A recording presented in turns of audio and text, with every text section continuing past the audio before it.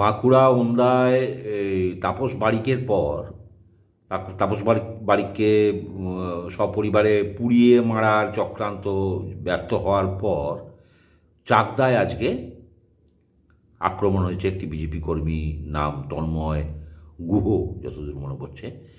তাকে বেধড়ক মারা হয়েছে, সে দেওয়াল লিখছিল, তাকে বেধড়ক মারা হয়েছে।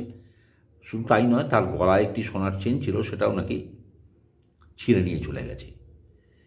এবং সে এখন আরজিকর হসপিটালে মৃত্যুর সঙ্গে লড়াই লড়ছে। তার সুস্থতা মানে একদম দ্রুত সুস্থতা কামনা করি আমরা। এতে গেল আমাদের তোলামূলের অ্যাকশন কমিটির রিপোর্ট।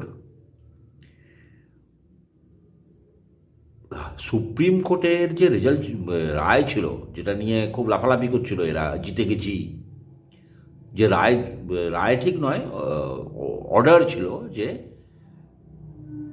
এসআইআরের সমস্ত শান্তি শৃঙ্খলা বজায় রাখা রাজ্যের দায়িত্ব, রাজ্যকে সেটা করতে হবে। কোনো অশান্তি মানে যাতে না হয় সেটা রাজ্যকে দেখতে হবে। রাজ্য সেটা দেখছে না, তা তো আমরা দেখতেই পাচ্ছি।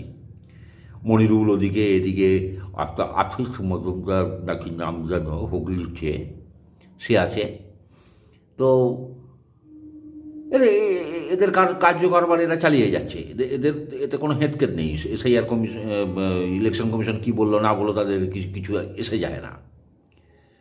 কিন্তু ইলেকশন কমিশন কিন্তু আর আলগা দিচ্ছে না। তারা পরিষ্কার অর্ডার দিয়েছে ডিইও এবং এইআরও, যখন এসআইআরে কোথাও কোনো অশান্তি করার চেষ্টা হবে, সেখানে ডিইও এবং এইআরও এদের দায়িত্ব হচ্ছে দেন সঙ্গে সঙ্গে এফআইআর করা এবং এফআইআরের কপি ইলেকশন কমিশনকে মেল করা একই সঙ্গে।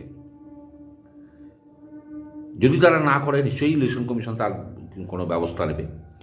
আমার তো মনে হয় এরা এফআইআর করার সাহস দেখাবে না বা প্রবৃত্তি এদের মধ্যে নেই।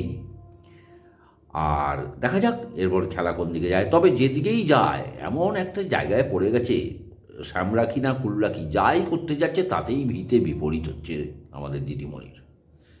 খেলা এবার মনে হচ্ছে অন্যরকম হয়ে গেছে, আম্পায়ার পাল্টে গেছে না কি কে জানে।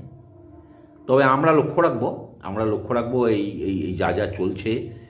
খুব একটা আমি ইন্টারেস্ট পাচ্ছি না। রাজনীতি তো হচ্ছে না, নোংরামি হচ্ছে। রাজনীতি হলে বেশ ভালো লাগে, নোংরামি তো ভালো লাগে না। তাই আমারও আস্তে আস্তে প্রতিবেদন করার ইচ্ছাটা কমে যাচ্ছে। এরা জড়িয়ে গেছে, এদের বাঁচার রাস্তা নেই।